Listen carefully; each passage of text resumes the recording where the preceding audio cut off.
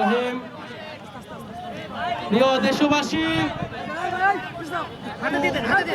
বাংলাদেশের বিগত 16 বছরের ফ্যাসিবাদ বিরোধী লড়াইয়ের অগ্রসৈনিকেরা, বাংলাদেশের মজলুম জনতা বিচারের রায় দেখেছে। বিচারের শেখ হাসিনাকে ফাঁসির রাষ্ট্রে ঝুলানোর জন্য আদালত রায় দিয়েছে। আমরা ট্রাইব্যুনালের এই রায়কে স্বাগত জানিয়েছি, কিন্তু আমরা আজকে রাজপথে নেমেছি যে এই রায় যাতে অবিলম্বে অতি দ্রুততার সহিত কার্যকর করা হয়, কারণ রায় কার্যকরের মধ্য দিয়েই বাংলাদেশের মানুষ ইনসাফ পাবে। শেখ হাসিনার এই রায় কোনো রাজনৈতিক প্রতিশোধ নয়। শেখ হাসিনার এই রায় বাংলাদেশের মজলুম নির্যাতিত জনগণের প্রতি ন্যায় বিচার। আমরা সেই ন্যায় বিচারের জন্যই জুলাই আগস্টে রাজপথে নেমেছিলাম।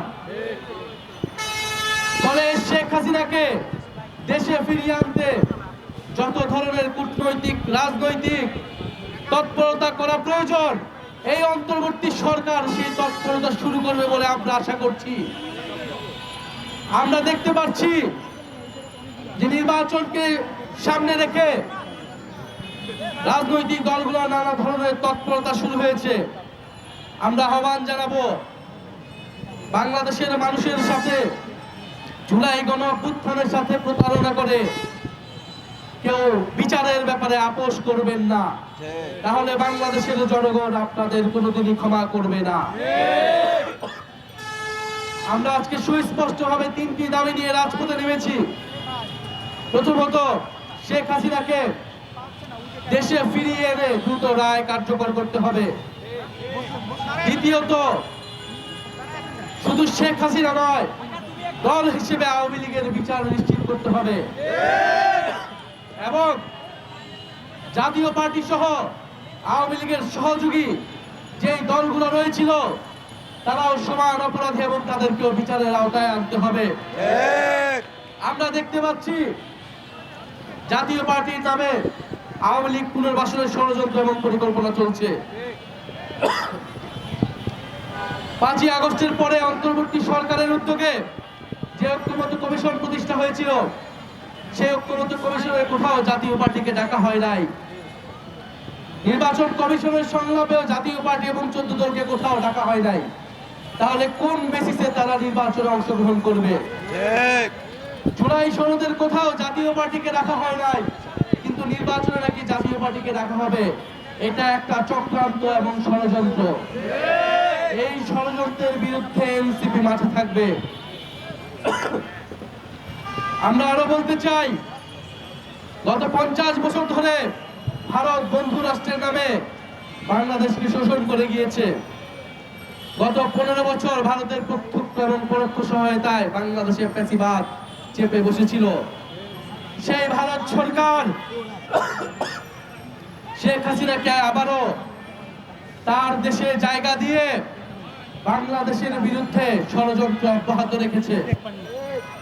ভারত সরকারের প্রতি আমাদের আহ্বান থাকবে, যদি বাংলাদেশের সাথে সত্যিকার অর্থে সম্পর্ক করতে চান, যদি চান বাংলাদেশের জনগণ আপনাদের প্রতি সুসম্পর্ক বজায় রাখবে, তাহলে অবিলম্বে শেখ হাসিনাকে দেশে পাঠানোর ব্যবস্থা করুন। ভারত বাংলাদেশ প্রত্যাবর্তন চুক্তি হিসেবে বাংলাদেশে মানবতা বিরোধী অপরাধীকে বাংলাদেশ সরকার চাইতে পারে এবং ভারত সেখানে বাধা দিতে পারে না। ফলে আমরা আশা করব যে শেখ হাসিনাকে ফেরত দিয়ে বাংলাদেশের সাথে ভারত নতুন করে সম্পর্ক স্থাপন করবে। ভারত শুধু শেখ হাসিনাকে আশ্রয় দেয়নি, বাংলাদেশে যে আওয়ামী লীগ অস্থিতিশীলতা এবং ষড়যন্ত্র করছে সেটাকেও পরোক্ষভাবে সমর্থন দিয়ে যাচ্ছে। আমরা ভারতের জনগণের প্রতি আহ্বান জানাবো যে আপনারা আপনাদের দেশে কোনো গণহত্যাকারীকে আশ্রয় দিবেন না। ভারতের ছাত্রদের প্রতি আহ্বান জানাবো, জুলাই আগস্টে যেভাবে আপনারা আমাদের সমর্থন জানিয়েছিলেন, একইভাবে আপনারা আমাদের এই বিচারের আন্দোলনকে সমর্থন জানান এবং আপনারা দাবি উঠান যে ভারতের মাটিতে কোনো গণহত্যাকারীর ঠাঁই হবে না। আমরা চাই ভারত বাংলাদেশের জনগণের মধ্যে সেই মৈত্রতা, সেই ঐক্যতা অটুট থাকুক। প্রিয় সংগ্রামী বন্ধুগণ, বাংলাদেশে গত 16 বছর ধরে যেই গুম হয়েছে, মানবতা বিরোধী অপরাধ হয়েছে, তার বিচার যাতে অব্যাহত থাকে। শেখ হাসিনা সহ যে সকল পুলিশ এবং সন্ত্রাসীরা জুলাই আগস্টে গুলি চালিয়েছে, তাদের বিচার যাতে অব্যাহত থাকে। এই ট্রাইব্যুনাল এবং বিচারের কোনো কার্যক্রমে যাতে বাধা তৈরি না হয়, নির্বাচনের পরেও যাতে এই সকল বিচার অব্যাহত থাকে, সেই প্রতিশ্রুতি অন্তর্বর্তী সরকার সহ সকল রাজনৈতিক দলগুলোকে নির্বাচনের আগে দিতে হবে। আমরা শহীদ পরিবারদের কাছে, জুলাই আহত যোদ্ধাদের কাছে প্রতিশ্রুতিবদ্ধ, বাংলাদেশের সংস্কার এবং বিচারের মাধ্যমে আমরা গণতন্ত্রের পথে উত্তরণ ঘটাবো। সংস্কারের নামে, জুলাই সনদের নামে ফ্যাসিবাদ বিরোধী দলগুলো এই জুলাই সনদকে তাদের রাজনৈতিক দল কষাকষির হাতিয়ারে পরিণত করেছে। আমরা বলবো, অন্তত বিচারকে আপনারা কলুষিত করবেন না, আপনারা ভারতের সাথে আপোষ করবেন না।